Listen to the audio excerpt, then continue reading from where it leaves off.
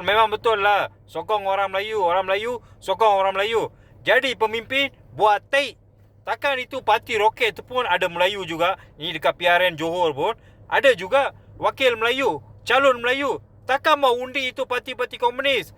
Tun, kena ingat, mana-mana bangsa pun kalau tak buat kerja, kalau buat taik, pemimpin itu taik, tak kisahlah dia Melayu ke, India ke, Cina ke, Kadazan ke, Iban ke, mana-mana pemimpin, kalau tak buat kerja, saya mau tanyalah, ini isu pencerobohan tanah, Rohingya, penghinaan terhadap Sultan Selangor dengan Agong.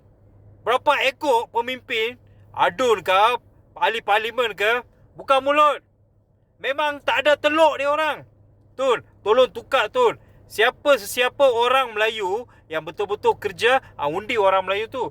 Kalau bangsa sendiri pun dia tak mau memartabatkan dia punya bangsa sendiri, tak payah, tak mau jaga dia orang punya bangsa, apa pasal mau undi?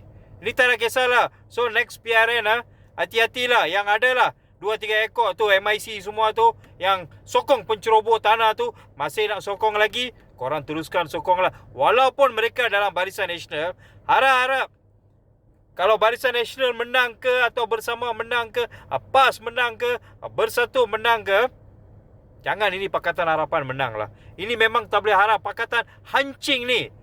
Lagi Tun M, tolong clear you punya mind.